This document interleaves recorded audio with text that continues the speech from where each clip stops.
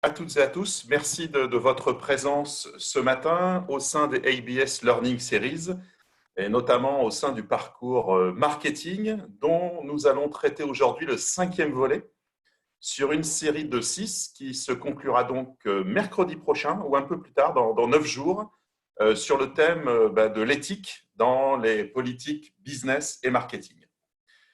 Jusqu'à maintenant, en fait, dans cette série des ABS Learning Series, on s'est intéressé aux questions finalement de la mise en œuvre. Par exemple, on a traité d'une approche particulière qui était celle de la nostalgie. On disait à l'époque que le contexte actuel va probablement pousser les consommateurs à se retrancher sur des valeurs fortes et le passé est une valeur forte. Donc, c'est ce que l'on avait expliqué. Puis, nous sommes venus sur des thématiques comme l'art de négocier avec les consommateurs ou de ne pas négocier. Sur la formation des consommateurs, un dispositif d'aide et d'appui on va dire, au développement de la relation avec les clients. On a traité de la gestion de la relation client également, à la fois de la philosophie, des outils, des process et du comportement des équipes en entreprise pour adresser la gestion de la relation client. Aujourd'hui, finalement, le thème de notre matinée, de la demi-heure qu'on va passer ensemble, elle a pour objectif de répondre à mais finalement, pourquoi on vous a parlé de tout ça avant? Quel est l'enjeu? Quel est l'objectif? Et il y a deux termes, et c'est les deux termes que nous allons étudier ce matin, qui sont des termes et on va dire, des indicateurs fondamentaux en entreprise pour évaluer les politiques de marketing, mais aussi pour évaluer d'ailleurs la valeur de l'entreprise, on va le voir. Eh bien, ce sont les termes de la satisfaction client et de la fidélisation des clients. Donc, ce que je vais vous proposer ce matin, eh bien, c'est d'étudier le lien satisfaction-fidélisation et plus largement d'ailleurs de parler de la mise en œuvre de tout ça dans les entreprises qui s'appelle la politique d'orientation client. Et vous allez voir que ce sont des process et des pratiques extrêmement concrètes. Comme à chaque fois, je vais m'appuyer sur trois éléments, les pratiques d'entreprise, je viens de les évoquer, également la recherche en marketing, qui est riche dans le domaine satisfaction, fidélisation, bien évidemment. On a compté des milliers d'articles de recherche publiés depuis à peu près 40 ans maintenant, voire plus, notamment sur le thème de la satisfaction et de la fidélisation également. Et puis, bien entendu, on va évoquer des exemples ensemble. Voilà, j'ai oublié de me présenter. Benoît Aubert, je suis directeur des affaires académiques de Africa Business School au sein de l'université Mohamed VI Polytechnique, enseignant-chercheur en marketing. Et nous débarrons donc cette session.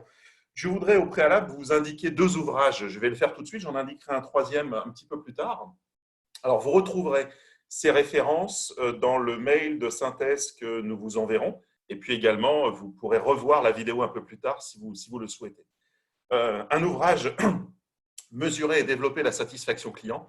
J'avais le privilège, il y a encore quelques minutes, d'échanger avec l'auteur de cet ouvrage et je lui disais à quel point je n'avais pas trouvé d'ouvrage plus complet pour l'instant sur le sujet. Voilà, je vous invite vraiment à le parcourir, le feuilleter. Et puis, à l'opposé de satisfaction, il y a l'insatisfaction client qui se manage aussi. Et là, c'est un ouvrage collectif qui est très récent, qui a été publié l'année dernière, je crois, et que je vous invite vraiment à consulter également. Voilà, ça c'était pour les petites références du début. Et je vous précise l'agenda. Donc, satisfaire, fidéliser. Premier chapitre, premier thème, est-ce que c'est rentable? Et je vais vous expliquer pourquoi on va évoquer cette question a priori banale. Et puis, bien entendu, on va définir les termes, satisfaction, fidélisation. Et tout de suite, je voudrais citer le grand expert mondial en recherche dans le domaine de la satisfaction qui s'appelle Richard Oliver. J'évoquerai ses travaux un petit peu plus tard dans ma présentation et qui a l'habitude de dire chacun sait ce qu'est la satisfaction jusqu'au moment où on essaie de le définir. Alors ça, c'est pour bien souligner l'ambiguïté, la difficulté d'un concept qui a priori est ce qu'on appelle une tarte à la crème, une simplicité. Tout le monde parle de satisfaction client. Bien, on va voir que les choses ne sont pas aussi évidentes que ça. Ça nous amènera dans un troisième temps à discuter de la mise en place d'une démarche orientée client. Et puis, bien entendu, je répondrai aux questions que vous souhaiterez me poser dans le cadre de cette intervention. Premier thème, satisfaire et fidéliser, est-ce rentable? Alors voilà la question qui fâche, notamment quand dans une équipe marketing, au niveau d'une direction générale, dans un plan annuel, un business plan, un plan stratégique, un plan marketing, on va décider d'allouer des ressources à certaines actions. Et vient souvent ce débat de l'investissement sur des actions dont on voit l'impact immédiat à court terme. Tiens, je prends par exemple des actions de communication, de publicité, de promotion. Promotion étant souvent d'ailleurs liée à la grande consommation. Voilà, vous faites une promotion, vous savez à peu près à J+1, J+2, J+3, quel sera le retour sur investissement. Qu'est-ce que ça a généré comme gain supplémentaire en vente, en bénéfices, en marge, etc. À l'opposé, il y a des dispositifs qui sont plus lourds, plus diffus dans le temps et dont on a du mal, a priori, à mesurer eh bien, la rentabilité. Et typiquement, la mise en place de politiques de satisfaction et de fidélisation rentre dans cette catégorie. Et donc, une des grandes questions que vous posera probablement un jour votre directeur général, votre président, si vous voulez convaincre d'investir dans ces politiques, c'est finalement quelle est la rentabilité de tout ça. Ce que je vous propose pour ça, c'est de vous montrer que la recherche s'est très tôt intéressée à ces sujets. Et je fais référence ici à un article qui est paru dans le Journal of Marketing en 2008. Vous voyez que ça fait une douzaine d'années maintenant. Un Journal of Marketing, c'est pour les novices dans la recherche en marketing, le journal international de référence. C'est une des plus grandes publications scientifiques dans le domaine. Et des chercheurs se sont posé la question du lien satisfaction et profit de l'entreprise, rentabilité. Et ils ont étudié sur plusieurs années, sur 10 ans très précisément, que sont devenus les 100 $. Alors, c'est une base 100 pour simplifier, bien entendu, l'explication et une comparaison. Mais si j'ai investi 100 $ en 1993, que sont devenus ces dollars investis en satisfaction? Alors, ça sous-entend, c'est que probablement les investissements n'ont pas tous été faits de la même façon et que ça génère des niveaux de satisfaction différents. Eh bien, on va regarder ça. Vous avez ici, alors le graphique est très, on va dire, technique, mais peu importe. Vous avez sur l'ensemble de l'échantillon qui a été utilisé, le Standard & Poor's 500, eh bien, l'évolution moyenne, voilà, et vous voyez que pour 100 $ investis en satisfaction, eh bien, on a eu un gain de 200 $ 10 ans après. On est à 204. Donc, on a doublé la mise quelque part. Mais on voit, et c'est les autres courbes qui le montrent, et elles apportent un élément de réponse à la question que j'ai posée, eh bien que parfois, on perd de l'argent quand on n'a pas réussi à traduire les investissements en satisfaction client. C'est la courbe du bas. Et des entreprises ont perdu de l'argent. Elles ont mal investi et finalement, elles se retrouvent avec un retour sur investissement en deçà de la mise initiale. Et puis, à l'opposé, sur le haut de la courbe, vous voyez que celles qui ont excellé dans l'art de la satisfaction client, donc dans la mise en place d'une politique efficiente, efficace, eh bien là, les gains ont été nettement plus élevés. Et ça permet de répondre à une première question. Alors, c'est un exemple parmi d'autres, j'y reviens, de démonstration, si vous voulez, que la satisfaction a un impact sur le retour sur investissement, sur la santé financière de l'entreprise. Et ça peut paraître évident, mais c'est débattu. Et je vous donnerai des exemples un peu plus tard qui montrent que certaines entreprises ne font pas le choix de satisfaire leurs clients. Très bien, c'est leur approche et on verra ce que ça génère. Exemple, je suis parti d'une question de recherche, exemple d'un cas beaucoup plus récent, beaucoup plus concret, qui date des 2 derniers mois. C'est l'exemple de Zoom. Alors Zoom qui a eu, si vous voulez, qui est passé entre février 2020 et aujourd'hui, de 10 millions d'utilisateurs à 200 millions d'utilisateurs. Donc, une explosion littérale de leur portefeuille client. Et qui, en même temps, eh bien, a connu des fortunes diverses sur le mois de mars, notamment, et début avril également, parce que des failles de sécurité ont apparu et que derrière, ça a généré de l'insatisfaction client, l'impression d'avoir été spolié de ses données, etc. Alors, depuis, les correctifs ont été faits et c'est pour ça que nous réutilisons cette plateforme aujourd'hui. Mais si vous voyez bien, le cours de bourse de cette entreprise a suivi les incidents de satisfaction client. Donc là, on voit qu'on n'a pas besoin de faire une mesure sur 10 ans et de faire un bilan rétrospectif. Vous pouvez suivre l'impact satisfaction consommateur au jour le jour sur cette courbe dans ce cas très précis et très actuel. Donc voilà deux éléments, si vous voulez, deux exemples pour vous montrer, c'est ce qui est marqué en haut du graphique, qu'a priori, investir dans la satisfaction va générer, bien entendu, du profit, de la rentabilité, aura un impact financier positif. Bien entendu, si vous voulez convaincre votre PDG, votre DG d'investir dans la satisfaction, il va probablement vous dire, mais pourquoi et par quel mécanisme? Qu'est-ce qui se passe? Et notamment, il peut amener un débat, qui est un débat courant dans les entreprises. Euh, Qu'est-ce qui explique que plus satisfaire ses clients amène plus de résultats? On va vous montrer qu'en fait, il y a un médiateur, c'est-à-dire un lien de cause à effet qui se produit, et que la satisfaction génère de la fidélité qui génère du résultat. Donc, c'est ça ce mécanisme qu'on va étudier ce matin. Et bien entendu, une question qui va être posée, certaines entreprises qui ont une culture très commerciale vont vous dire, oui, mais attendez, est-ce que fidéliser, c'est plus rentable que de conquérir des nouveaux clients? C'est quand même mieux de montrer à ses patrons qu'on a des nouveaux clients, des nouvelles ventes, des nouveaux achats qui ont été faits par des entreprises ou des consommateurs qu'on ne connaissait pas avant. C'est mieux que de dire, ah bah oui, bah on a réussi à revendre à nos clients habituels qui ont continué à réinvestir chez nous, etc. Il y a une performance perçue qui peut paraître moindre. On est moins dans le syndrome du héros, s'il vous plaît, si vous voulez. Et donc, la question se pose naturellement, est-ce que fidéliser est plus rentable que conquérir un nouveau client? Et puis, la question 2 que j'aborderai, satisfaire ses clients, permet-il réellement de les fidéliser? Puisqu'a priori, on vous fait l'hypothèse au bas du slide que plus on est satisfait, plus on est fidèle, plus il y aura de résultats. C'est peut-être un peu mécanique, et nous allons voir, nous allons adresser cette question et voir différentes situations. Mais revenons plutôt sur fidéliser est-il plus rentable que de conquérir un nouveau client?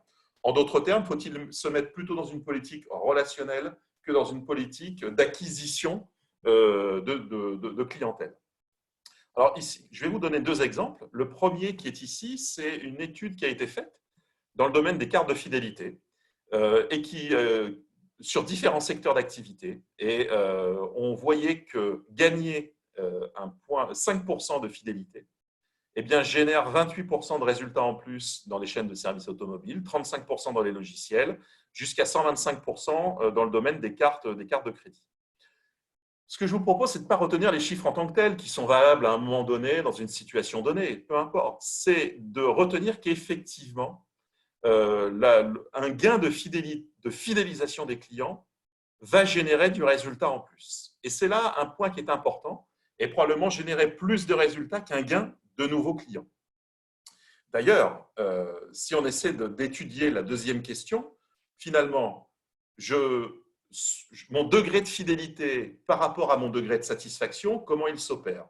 Autre étude qu'on vous montre, et là encore, ce ne sont pas les chiffres en tant que tels à retenir, qui n'ont aucune valeur, elles sont dans un contexte donné. Ce sont plus les idées. Eh bien, on voit que naturellement, des clients non satisfaits sont donc fidèles, et dans le cas de cette étude, c'était 83%. Donc, je dirais que pour 83% des clients, tout se passe comme prévu. Et puis, on a des clients non satisfaits qui sont fidèles, 17%. Alors ça, c'est plus inattendu. Donc, ça pourrait être un élément de débat avec votre patron qui va vous dire, oui, mais attendez, on peut très bien ne pas satisfaire et quand même fidéliser nos clients. Oui, mais dans des cas relativement faibles. À l'extrême opposé, lorsque vous avez des clients très satisfaits, eh bien, le degré de fidélité, il est de 73%. On appelle ça le delighted customer ou vraiment l'enchantement client.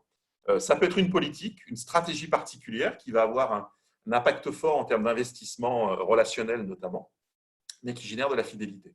Par contre, sur beaucoup de marchés, notamment les marchés grande consommation, vous pouvez avoir des clients extrêmement satisfaits qui, du jour au lendemain, vont vous quitter et donc montreront de la non-fidélité, ce qu'on appelle les clients zappers.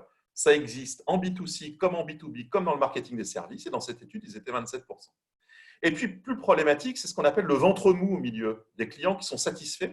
Et on voit que être satisfait, c'est un peu 50-50. C'est à la fois 55% de non-fidèles, 45% de fidèles. Donc, on voit que les choses ne sont pas si simples que ça, qu'il y a probablement des mécanismes qui expliquent tout ça. Donc, ce que je vais vous recommander, c'est d'évaluer plus précisément ce lien entre satisfaction et fidélité et d'établir sa modélisation dans le cadre de votre entreprise ou de votre unité ou de la catégorie de produits qui vous intéresse, peu importe, dans votre cas. Alors, comment on procède? Regardez le slide suivant. Nous avons mis en axe horizontal la satisfaction globale. Nous avons mis en axe vertical la fidélité des clients. On verra un petit peu plus tard comment ça se définit, comment ça se mesure. Je pars pour l'instant de l'hypothèse qu'on a tous à peu près en tête la définition de ces deux concepts. C'est plus le mécanisme qui est intéressant. Et donc, en fait, on pourrait attendre qu'il y ait un lien de cause à effet mécanique et donc une relation linéaire entre satisfaction et fidélité. C'est la droite rouge qui vous le montre. Plus on est satisfait, plus on est fidèle.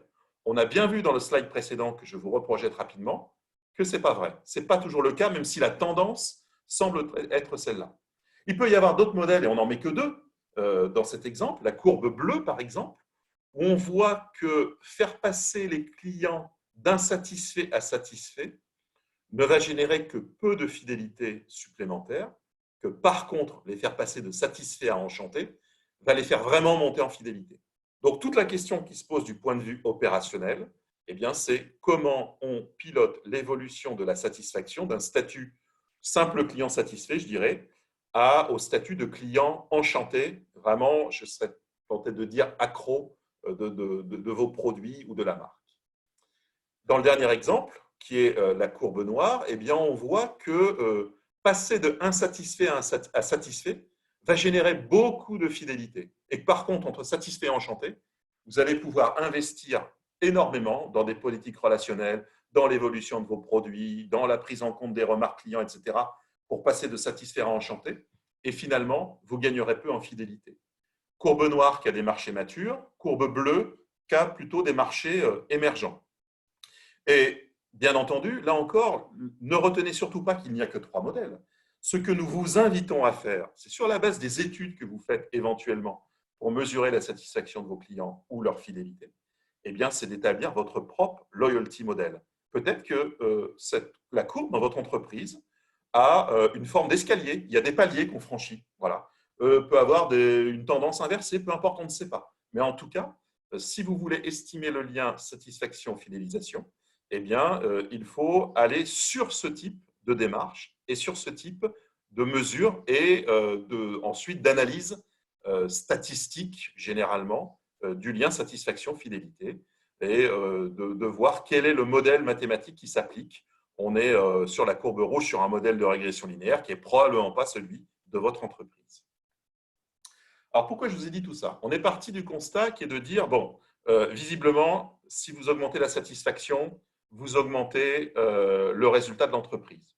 Visiblement, pour faire le lien entre satisfaction et fidélisation, il y a un médiateur qui s'appelle la fidélisation.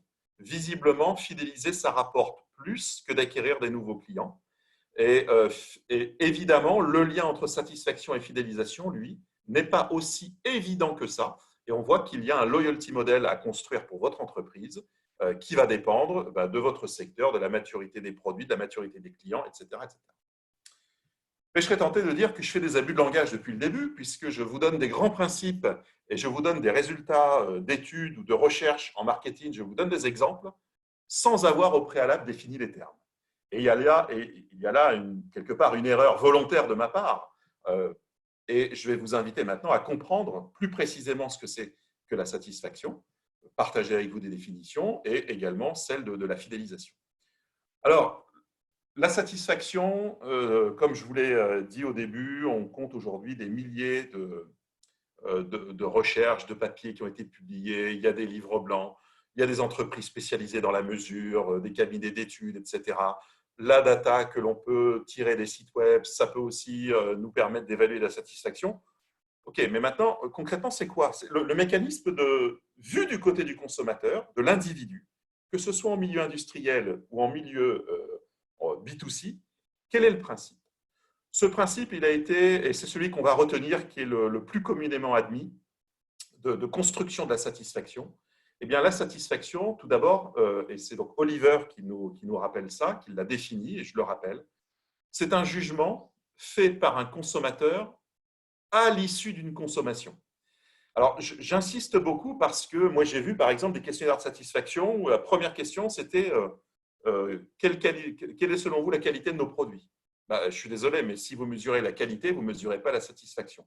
On peut mesurer la qualité sans avoir jamais été le consommateur du produit. Vous ne mesurez la satisfaction que si vous avez une expérience de consommation avec ce produit ou avec ce service. Donc, la satisfaction, c'est vraiment on appelle ça dans les termes techniques un jugement post-consommatoire. Le mécanisme qui a été retenu, étudié, validé des centaines de fois est finalement assez intuitif, encore faut-il qu'il soit validé scientifiquement. Le process de raisonnement du consommateur, c'est un raisonnement, une comparaison plus ou moins consciente entre les attentes que nous avions avant la consommation du produit et la perception que nous en avons, le degré de performance perçue à l'issue de cette consommation. Et du rapport attente-performance, eh bien, le consommateur va, par un processus, on va dire psychologique, effectuer ce qu'on appelle une disconfirmation des attentes. Et cette disconfirmation va générer de la satisfaction. Donc, c'est pour ça que Oliver appelle ça le paradigme de la disconfirmation, mais c'est très simple. Disconfirmation positive, eh bien, c'est le cas où les performances observées, perçues, jugées sont supérieures aux attentes. Donc, le consommateur va émettre une satisfaction élevée. À l'opposé, les attentes, finalement, étaient supérieures à la performance perçue. Je vais le dire très simplement, on est déçu par le produit. Eh bien là, il y a une disconfirmation négative et on est sur un cas et on va générer de l'insatisfaction. Et puis parfois, les attentes sont à peu près équivalentes à la performance. Et là, on est sur une disconfirmation neutre. Et puis, eh bien, on est globalement satisfait. C'est ce que j'appelais le ventre mou tout à l'heure. Donc ça, c'est un premier mécanisme, et ça sous-entend qu'on soit capable en entreprise de comprendre, formaliser, mesurer les attentes, et qu'on soit capable de comprendre, mesurer, formaliser le degré de performance perçu. Pas simple dans le processus de mesure, et j'y reviendrai un petit peu plus tard, mais à chaque étape dans une mesure, notamment par exemple sous forme de questionnaire quantitatif, eh bien, il y a des risques d'erreur. Mais je vais vous en citer quelques-unes un peu plus tard. Maintenant, je voudrais attirer votre attention sur 3 caractéristiques de ce ratio, disconfirmation, de la satisfaction. Tout d'abord, c'est un jugement qui est subjectif. Le consommateur, vous pouvez avoir le produit qui intrinsèquement a le niveau de qualité le plus élevé du marché. Votre consommateur peut être insatisfait. C'est son jugement, c'est sa perception, et on va avoir du mal à lutter contre ça. Bien entendu, s'il y a beaucoup d'insatisfaction, on va trouver des parades opérationnelles plus tard. On va essayer d'apporter des éléments de réponse. Mais ce que pense le consommateur, vous ne pouvez pas le remplacer à sa place, vous ne pouvez pas le penser à sa place. Donc ça, c'est le premier point. La satisfaction, elle est subjective. La satisfaction, ensuite, c'est sa deuxième caractéristique, elle est relative. Qu'est-ce que j'entends par là? C'est qu'elle peut, bien entendu, se construire par comparaison à d'autres offres, d'autres produits, d'autres services que l'on a consommés. Donc, bien entendu, ce qui veut dire qu'à un moment donné, vous pouvez, le moins 1 être perçu comme très satisfaisant, et puis le moins 2 peu satisfaisant. Alors qu'en fait, entre deux, vous avez amélioré la performance de votre produit. Oui, mais si les concurrents ont encore plus amélioré, eh bien, il y a un risque que votre satisfaction soit inférieure à celle des concurrents, parce que vous dites, oui, c'est très bien, mais ils évoluent moins bien que les concurrents, donc finalement, je suis moins satisfait. Donc, sentiment, évaluation subjective, évaluation relative. Et le dernier point qui est marquant actuellement, eh bien, cette satisfaction, elle est aussi temporelle, liée au contexte du temps. J'avais récemment en ligne des professionnels de mesure de la satisfaction et en entreprise qui me disaient que depuis le démarrage du Covid-19, il se passe des choses étonnantes dans la mesure de satisfaction. Les scores de satisfaction, c'est un opérateur de téléphonie mobile, ont explosé dans le sens positif du terme. Et pourtant, c'est paradoxal parce que l'entreprise a mis une bonne partie de ses effectifs en stand-by, donc il y a moins de personnes pour traiter les demandes clients, etc. Pourquoi? Eh bien, tout simplement parce que dans ce contexte de crise, les attentes évoluent. Tiens, je vais faire un petit rappel pour ceux qui aiment l'étude du comportement du consommateur de la pyramide de Maslow. Vous savez, la hiérarchie des besoins. On a des besoins physiologiques, des besoins de sécurité, puis après des besoins qui sont beaucoup plus psychologiques. L'estime de soi, par exemple, l'appartenance à un groupe sont d'autres exemples. Eh bien, quand on est en situation de crise, on revient à des basiques. Et dans le cas de l'opérateur que je citais, le simple fait pour l'entreprise de répondre simplement à une demande du client, ça apparaît quelque chose d'inédit pour le client et ça explose littéralement, mais au sens positif à nouveau, les scores de satisfaction.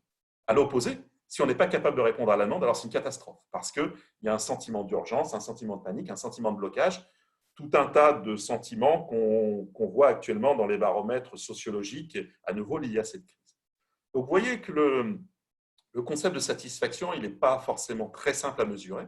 Et puis, il nécessite de faire une évolution, l'objet d'une évolution suivie dans le temps, bien entendu, si vous voulez piloter de façon propre, opérationnelle, pertinente, la mesure de satisfaction et surtout la mise en place d'actions, soit qui vont améliorer la satisfaction, soit qui vont répondre à des insatisfactions. Pardon. Je rappelle, mais très rapidement, parce que je l'ai évoqué avec vous la dernière fois, qu'il y a différents drivers pour finalement influencer les attentes et le degré de performance perçu des consommateurs, ce qu'on appelle les drivers de performance du client, c'est-à-dire donner une vision propre des usages. Plus vous serez clair avec les clients, plus vous forgerez des attentes qui sont lisibles, clairement comprises des consommateurs, plus vous donnerez accès à la performance, par exemple, par un design clair de vos produits, et bien plus le consommateur tirera des bénéfices de l'usage de produits et plus il aura un niveau de performance perçu élevé et probablement supérieur aux attentes. Et de la même façon, plus vous développez ces compétences et plus vous le motivez à utiliser le produit ou le service dans un sens voulu, plus vous allez aussi améliorer la satisfaction. Et ça, tout ça, ça sous-entend qu'en fait, il y a deux niveaux d'action relativement connus dans le domaine du marketing, s'il fallait les catégoriser. C'est d'une part les actions de ce qu'on appelle marketing transactionnel. Donc, c'est travailler sur l'offre produit, l'offre prix, l'offre d'accompagnement du consommateur. Et puis, le marketing relationnel, qui consiste à développer une relation à long terme continue, intelligente, entre guillemets, avec le consommateur. Aujourd'hui, la dimension relationnelle, quand je parle aujourd'hui, c'est dans cette situation de crise, elle est surdimensionnée. Et si vous savez répondre de façon simple à vos clients, être proche d'eux, eh bien, vous allez gagner énormément en satisfaction. Mais il n'y a pas une vision mécaniste dans ce que je dis, c'est simplement on rappelle aujourd'hui finalement le bon sens des investissements réalisés en fonction de la préoccupation des entreprises ou des individus qui composent votre cœur de clientèle. Un point important. Maintenant, on peut se demander, voilà, vous avez une vision globale de la satisfaction de votre… Par exemple, prenons sur l'exemple d'un produit, sur un produit, et vous vous demandez, mais quels sont les critères qui constituent cette satisfaction? Alors, par exemple, dans votre questionnaire de satisfaction, vous avez un indicateur de satisfaction globale, je suis très satisfait, puis je suis très satisfait du design, des caractéristiques produites, de la fiabilité, de la solidité, du service client, nanana, voilà, allez, admettons 30, 40 critères. Eh bien, tous ces critères n'ont pas le même rôle et n'auront pas le même impact dans la construction de la satisfaction globale, c'est-à-dire de ce seul jugement évaluatif que le consommateur va avoir en tête. Il y a trois niveaux de critères qui existent, des critères qu'on appelle basiques, moteur et bonus. Les critères basiques, c'est simple, c'est des critères qui, s'ils ne sont pas présents, génèrent de l'insatisfaction et s'ils sont présents, génèrent de la satisfaction. Je vais prendre un exemple très bête. Imaginez que vous achetez une voiture, mais que le concessionnaire ne vous remet pas la clé. Si on vous remet la clé, c'est normal et vous n'allez pas sauter de joie. Par contre, si on ne vous donne pas la clé, vous allez hurler. Et ben voilà, c'est un facteur basique, mais qui est vraiment, c'est un cas d'école très bête pour vous expliquer la logique. À l'opposé, il y a des facteurs bonus. Voilà, la cerise sur le gâteau, c'est ce qu'il y a tout en haut de la pyramide. Des choses auxquelles vous ne vous attendiez pas. Et finalement, si elles n'étaient pas présentes, ça n'avait pas d'impact sur la satisfaction ou l'insatisfaction. Par contre, maintenant qu'on vous l'offre, c'est vraiment juste exceptionnel. Tiens, votre concessionnaire, en même temps, il vous a offert 1 heure de prise en main de la voiture, il vous a offert des accessoires, etc. Ce n'était pas du tout prévu. Wow, génial, l'enchantement par le petit plus. Voilà. Et puis au milieu, c'est la plupart des critères, des facteurs qu'on appelle moteurs, qui sont des critères qui génèrent de la satisfaction quand ils sont présents et qui vont être générateurs d'insatisfaction quand ils sont absents. C'est la plupart. Mais on a trop tendance à considérer que tous les critères ont un lien de cause à effet direct. Non, ils ont un statut différent. Et vous avez maintenant connaissance de ces trois catégories. Donc, charge à vous, dans votre entreprise, de replonger avec le service études ou avec des prestataires dans la bonne compréhension de chacun des facteurs. Parce qu'investir sur chacun de ces facteurs n'aura pas le même impact et qu'il n'y a probablement pas le même degré d'investissement à mettre suivant ces différents critères. On a vu la satisfaction et maintenant, il faut traiter de la question de la fidélisation. La fidélisation, dans beaucoup d'entreprises avec lesquelles j'ai travaillé, et c'est on va dire une image assez commune, s'il fallait la définir, elle va être définie uniquement de façon comportementale. C'est le fait que des clients réachètent chez nous. C'est ça la fidélisation des clients. Le proxy, c'est les comportements d'achat répétés. Eh bien, vous allez voir que si vous définissez la satisfaction uniquement avec une dimension, eh bien, vous faites fausse route et il y a un vrai danger pour l'entreprise. La fidélisation est un construit qui est à minima bidimensionnel, c'est ce que je vais vous montrer maintenant, les deux dimensions étant orthogonales, c'est-à-dire n'ayant pas forcément un lien de cause à effet direct. Et cette deuxième dimension, c'est l'attitude, l'attachement à la marque. Donc, en d'autres termes, c'est l'image que l'on a de cette marque ou du produit, ou en tout cas de l'objet de l'étude de la fidélisation. Et vous voyez que finalement, de façon un petit peu schématique, on s'aperçoit très rapidement qu'on peut avoir un minimum de 4 situations. Les comportements d'achat, alors on les a mis pas répétés et très répétés, moins un plus, et puis l'attitude, moins un plus également. Cas initial, votre client non seulement ne vous aime pas, et en plus il ne réachète pas, vous avez des clients qui deviennent infidèles. Ou alors ce sont des non-clients qui ne veulent même pas entendre parler de votre marque et qui n'achèteront jamais chez vous. Donc c'est soit des prospects qui ne deviendront pas clients, soit des clients qui vous quittent parce qu'ils n'achètent plus et ils sont déçus. À l'opposé, bien sûr, vous avez la fidélité réelle, c'est-à-dire non seulement j'achète souvent, mais en plus j'ai un attachement très fort à la marque. C'est sur ce cœur de clientèle, par exemple, que certaines entreprises construisent la notion d'ambassadeur client. Ce sont en fait des clients qui font le travail à votre place. Il n'y a même pas besoin de marketing à faire, c'est eux qui vont diffuser la bonne parole et qui, en plus, non seulement diffusent la bonne parole, mais achètent également vos produits. Donc, c'est extrêmement intéressant et ce sont vraiment des vecteurs qu'il faut identifier parce qu'eux vont faciliter quelque part votre travail de marketing transactionnel ou relationnel. Cas intermédiaire, moins évident, voilà des clients, et c'est la troisième situation, qui achètent peu, mais qui adorent votre marque. Alors là, il faut s'interroger sur les freins. Quels sont les freins? Pourquoi ils adorent, mais ils n'achètent pas? Alors, les freins qui reviennent souvent, ça peut être la disponibilité, ça peut être le prix qui est trop élevé, ça peut être le fait que c'est un achat de diversité, donc non essentiel, donc il y a moins d'achats. En tout cas, il faut mesurer le frein, le ou les freins qui sont liés à l'achat. Allez, on adore tous Ferrari et pourtant on achète peu. Bon, on a déjà une prédisposition à la fidélité, c'est bien. Il reste la dernière étape, c'est le comportement d'achat. On y viendra peut-être un jour. Dernière situation, la pseudo-fidélité. Des clients qui achètent beaucoup, et c'est ceux-là qui sont dangereux, parce que c'est à ceux-là qu'on regarde en pensant qu'ils sont fidèles définitivement. Des clients pseudo-fidèles, c'est-à-dire qui achètent beaucoup, mais qui finalement n'aiment pas votre marque, ne vous le disent pas forcément, et un jour vont vous quitter. C'est ce qu'on appelle des clients d'inertie. Exemple très basique, j'habite dans un village, il n'y a qu'un supermarché. Ce supermarché, je ne l'aime pas du tout, mais le prochain, il a 100 km, j'ai que celui-ci. C'est un petit peu les situations monopolistiques, si vous voulez. Et elles sont dangereuses parce que le comportement changera dès lors que le monopole tombera et qu'il y aura une alternative pour le client. Et c'est ça qu'il faut avoir en tête. Donc, vous voyez que la fidélité, elle est bidimensionnelle. Et là encore, le travail à faire en termes d'études, c'est d'arriver sur votre portefeuille de clients, à arriver à scinder ce portefeuille en 4 niveaux. Et derrière les 4 niveaux, nous aurons des actions distinctes qui pourront être proposées. Tout ça nous amène à la dernière partie, et je vais passer 5 minutes sur cette dernière partie avant de prendre vos questions. Eh bien, la question de, OK, très bien, mais comment on met en place une démarche orientée client?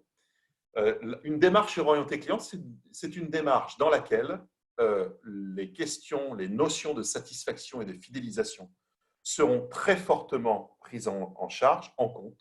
Et c'est donc une entreprise, une démarche qui, on va dire, dénotera une vraie culture client dans l'entreprise.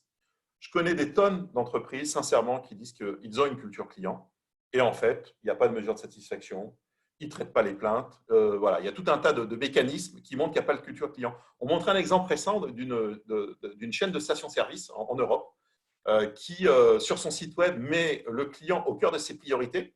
Et puis après, quand vous arrivez dans une station, en fait, il y a tout un tas de panneaux d'interdits.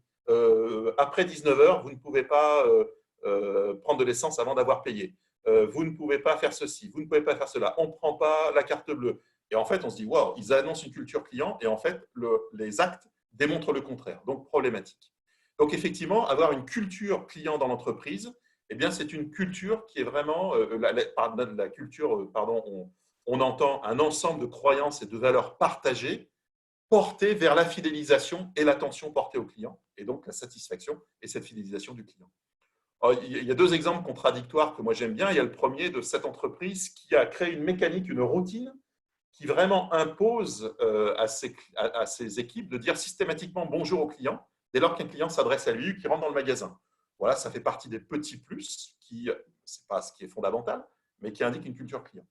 Et puis, on a eu cette problématique il y a quelques années en France, notamment des sacs pour les courses qui étaient vendus. Et on a eu de nombreux cas de plein de clients en disant j'ai acheté pour 300 euros, 400 euros ou je ne sais pas de produits et on m'a facturé les sacs 4 centimes. Et oui, on a facturé les 4 centimes parce que la caissière devait facturer 4 centimes. Et si elle ne facturait pas 4 centimes, eh bien, elle était pénalisée et ça pouvait générer des sanctions, par exemple. Différence de caisse, etc., etc. Pourquoi je vous raconte ces deux exemples basiques? Eh bien, tout simplement pour vous dire que l'orientation client, ce n'est pas seulement des normes ou des process, mais c'est aussi vraiment une attitude des collaborateurs et de l'entreprise dans sa stratégie qui se tourne vers le client. Et tout ça va générer des comportements orientés client. Quand on pense au sac à 4 centimes et au sac qu'on n'offre pas et que la caissière ne peut pas offrir, même s'il y a eu un panier d'achat important, on est dans la norme, on n'est pas dans l'orientation client.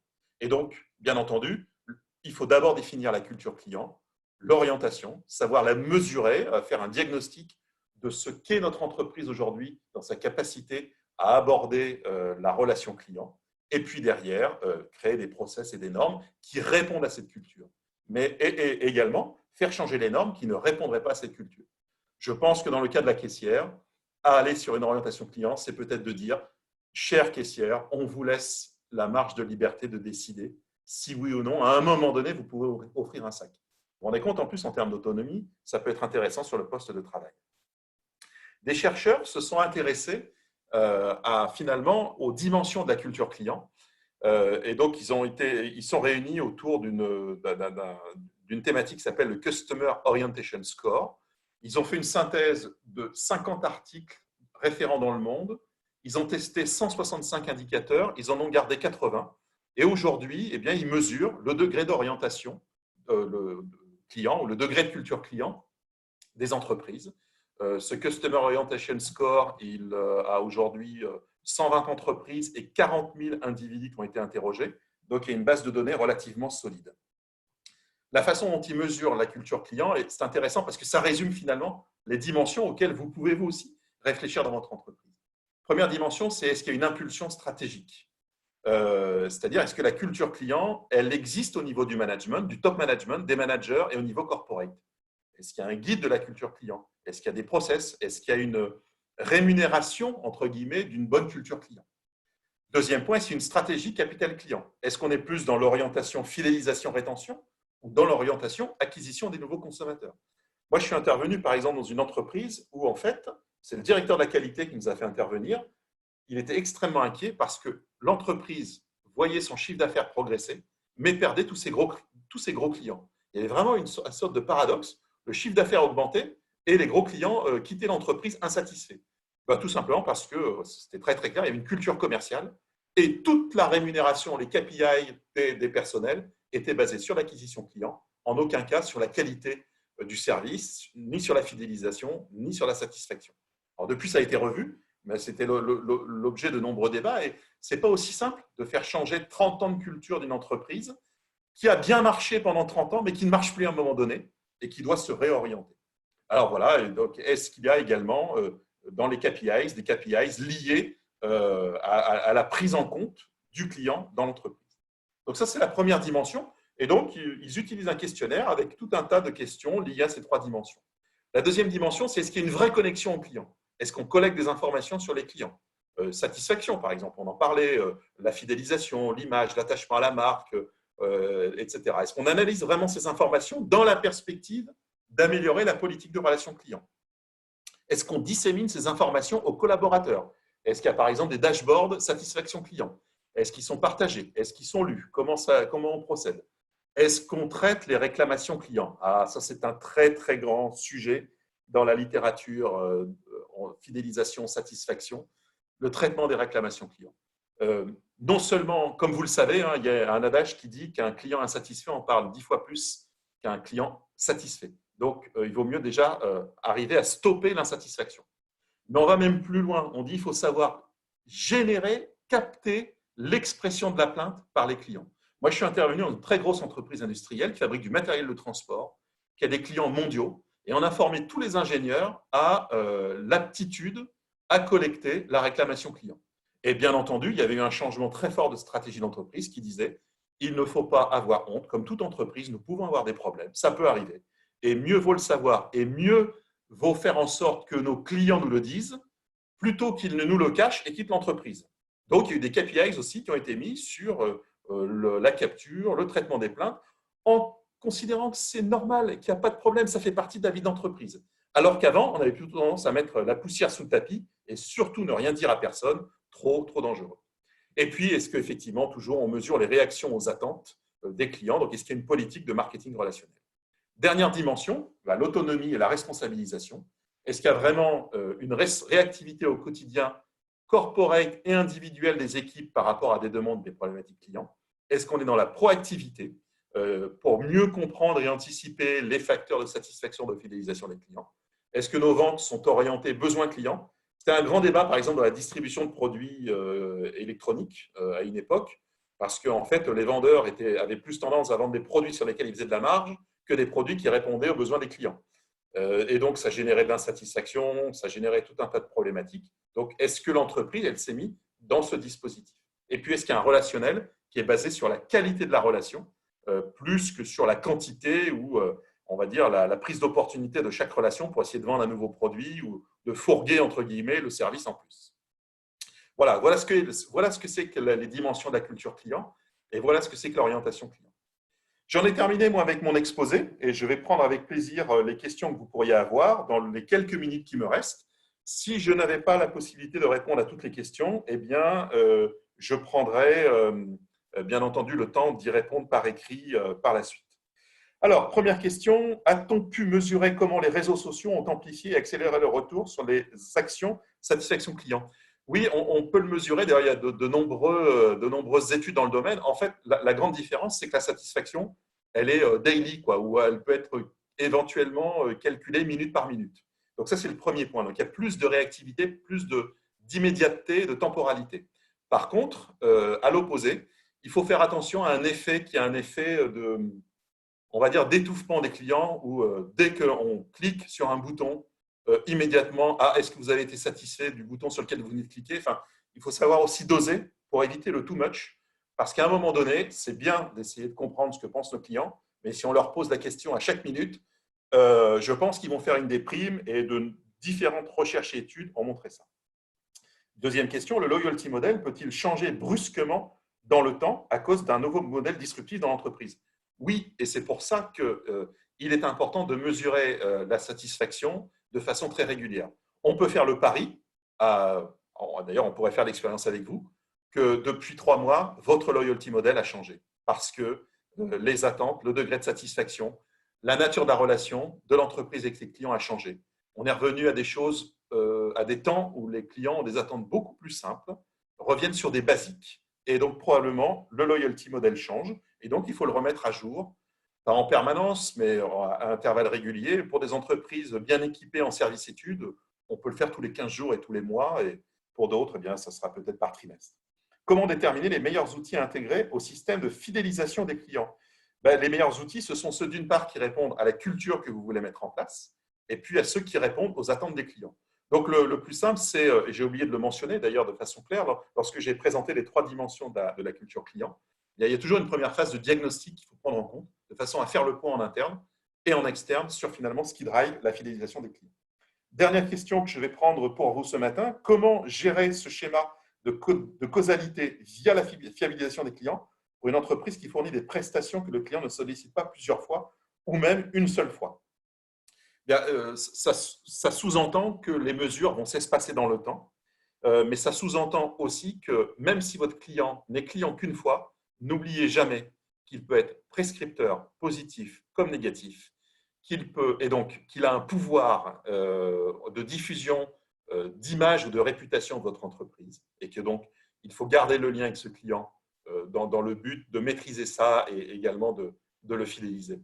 Que même s'il n'achète qu'une fois, il peut avoir à acheter des services complémentaires, des produits complémentaires, et que c'est un levier d'attention également. Et puis, n'oublions jamais que ces clients, on sous-entend probablement des achats très industriels ici et sur des cycles très lents, eh bien, peut être un co-créateur de valeur et qu'il le sera avec vous uniquement s'il a confiance dans l'entreprise et que donc maintenir la relation, c'est aussi source, et on l'a moins évoqué ce matin, mais aussi source de compétitivité pour l'entreprise. Allez, une des dernières, parce que je vois que le sujet vous passionne vraiment. Y a-t-il des approches pour mettre en condition ces clients potentiels pour améliorer leur satisfaction après utilisation des produits? J'avais beaucoup insisté, je vous invite à revoir le séminaire dans la formation des consommateurs. Sur le post-achat, en fait, l'important, c'est l'attention. L'attention, elle peut se faire dans l'habilité que l'on a à former les clients à l'usage des produits. Elle peut se faire sur des choses très simples comme le suivi client, le rappel. Est-ce que tout se passe bien? Est-ce qu'on peut faire quelque chose pour vous?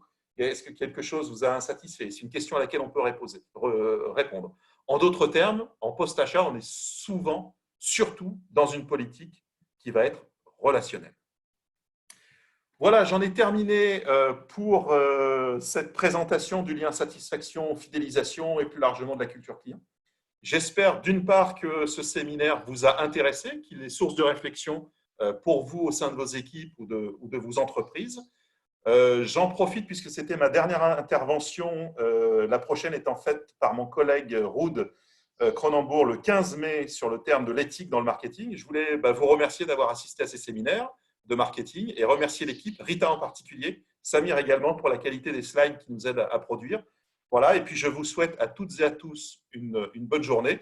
Vous l'avez compris, on est très intéressé par la satisfaction et c'est pour ça que dans quelques minutes, vous recevrez un questionnaire de satisfaction sur le séminaire auquel vous venez de participer. On s'applique à nous-mêmes les choses que l'on préconise de rendre. Plus largement, tous ces thèmes, vous les retrouvez dans tous les séminaires sur le marketing, la relation client, que l'on peut proposer dans le cadre des interventions que nous réalisons régulièrement. Merci à toutes et tous, bonne journée et puis bonne continuation dans vos activités respectives. Au revoir.